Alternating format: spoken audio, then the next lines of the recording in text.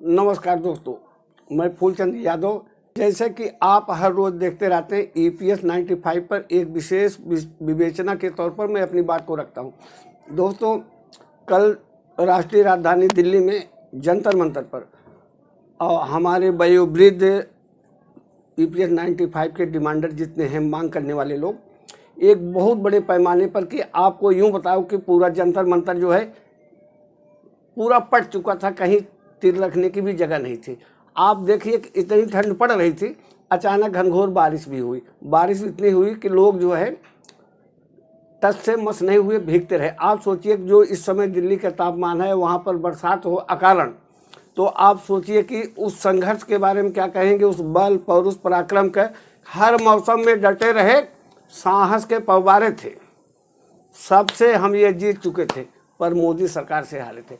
सरकार से कहना है जो EPS पेंशनर 95 के आंदोलन से हैं, जैसे कि आप जानते हैं कि लगातार 8 सालों से धरना प्रदर्शन चल रहा है। सरकार से डिमांड की जा रही कि हम वृद्धजनों का पेंशन थोड़ी सी बढ़ा दिया जाए, और ज़्यादा भी नहीं, 7,500 रुपये प्लस DA पत्नी के इलाज की सुविधा है, जिसमें हम सबका स्वाभिमान भी होगा, गरिमा भी होगी, और जीवन यापन के जो है थोड़े से रास्ते सरल और सरस हो जाएगी।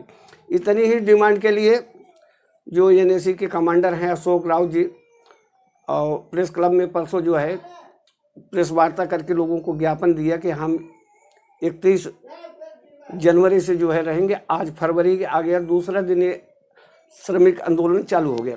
आप यूँ मानिए कि इस बार लोग बड़ी उग्रता से, बड़ी हिम्मत से, जो आश्वासन पे आश्वासन, तारीख पे तारीख मिलती जा रही थी, लेकिन कहीं कोई सुनवाई नहीं होती थी।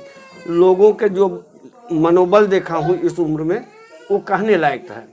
और जो अपनी बात को सरलता से रखते हैं, गरिमापूर्ण से रखते हैं, अभद्रता का कोई वो बनी। कल जब इन लोगों को हमने देखा तो मैंने महसूस किया, या तो लोग ये हठधर्मी हैं, या तो तपस्वी हैं, या सच्चे देश के सेवक हैं, जो अपने हक अख्तियार की लड़ाई के लिए लड़ रहे। सोचिए, इतना बड़ा मजबूत इरादा, दृढ़ संकल्प जिसमें जुड़ा हो, हम अपनी बात को, अपने अख्तियार को लेके रहेंगे, सरकार को मनवा के रहेंगे। इसलिए कि ये निवेदन याचना करते करते लगभग क्या पूरे 8 वर्ष व्यतीत हो गए हैं। सरकार के भी 2 कार्यकाल पूरे होने वाले। ये आपको ज्ञापित पहले हो चुका है कि प्रकाश जावड़ेकर हों, या प्रधानमंत्री जी 2 बार किए हों, या EPFO कार्यालय हो, श्रमिक। तो मित्रों, ये वाजिब भी है। जिस समय नौकरी करते हैं लोग ना, उस समय एक जो है उनको लिखित दिया जाता है कि आप जो कमाएंगे आपका 10% और हमारा इतना परसेंट, 8.33 यहाँ जाएगा, 1.16 जो है यहाँ जाएगा, जो आपके पेंशन के रूप में नियुक्ति की जाएगी। लेकिन ये बड़ा गंभीर विषय हो गया है कि जो उम्र के आखिरी पड़ाव में हो, और कुछ ही जीवन के कुछ ही दिन शेष बचे हों, संग्राम पर उतर आए हों। ये बात जो है कोई 1 आदमी, 2 आदमी, 4 आदमी की नहीं, ये बात लगभग पूरे भारत में जो है सभी राज्यों में लोग पीड़ित हैं, परेशान हैं। एक ने तो मुझसे कहा, वयोवृद्ध में बड़ा सम्मान से उनसे मिला, कहें भाई आप बताइए, जब भगवान श्री राम की प्राण प्रतिष्ठा हो गई तो हमारी प्राण और प्रतिष्ठा, हमारे प्राण की रक्षा और हमारी प्रतिष्ठा की रक्षा कौन करेगा? आज हम अपनी गरिमा गिरा देते हैं। अगर थोड़े से पैसे की हमें ज़रूरत है तो हम पड़ोसी से लें, बहू से लें, बेटे से लें, बच्चों से लें, तो इसमें हमारा आत्मसम्मान कमज़ोर होता है। हमने अथक परिश्रम करके देश के निर्माण के लिए, समाज के, परिवार के निर्माण के लिए बहुत ज़्यादा मेहनत किया दिन रात, तब जा कर के ये इतना सब हुआ। अगर हमारी एक के साथ धोखा हो, चलो चल जाए, क्योंकि सरकार ने पैसे ले रखी है, आश्वासन दे रखी है कि आपको समय से पैसे, जब आप रिटायर होंगे तो आपके पैसे इतने पेंशन के तौर पे मिलेंगे। लेकिन ये तो धोखा पे धोखा, तारीख पे तारीख है। कल जब हम बोले घर, तो एक बात याद आई, आप सुनेंगे और खुश भी हो जाएं। घर से निकले हैं सर पर कफन बांधे कर। इन वृद्ध युवजनों को देख करके बात आई हृदय में मेरे, जो मैंने लिखा, घर से निकले हैं सर पर कफन बांध कर, हाथ खाली ना अब तो ये घर जाएंगे। हम गरीबों का दुनिया में बिगड़ेगा क्या, आप बदनाम होके कहाँ जाएंगे, हम गरीबों का दुनिया में बिगड़ेगा क्या, आप बदनाम होके कहाँ जाएंगे।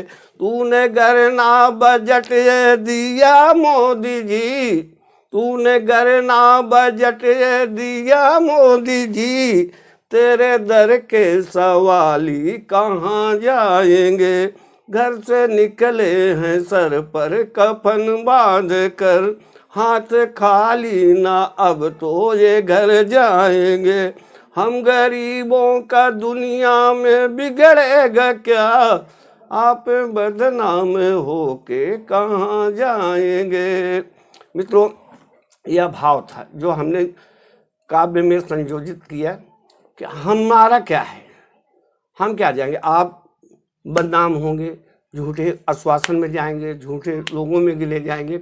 आपके कहने पर मैंने अपना सेवा काल दिया, समर्पण का काम किया, देश हित में समाज में सारे काम किए, लेकिन अब विडंबना कहाँ है कि एक छोटी सी पेंशन 7,500 रुपये प्लस DA पत्नी के इलाज, इसके लिए आपको अतिशीघ्र चालू कर देना चाहिए। अब सोचिए जरा, चुनाव सामने है, आचार संहिता लगेगी, फिर आचार संहिता में कोई काम किया नहीं जा सकता है, अंतरिम बजट में इस तरह का कोई प्रावधान होता भी नहीं है।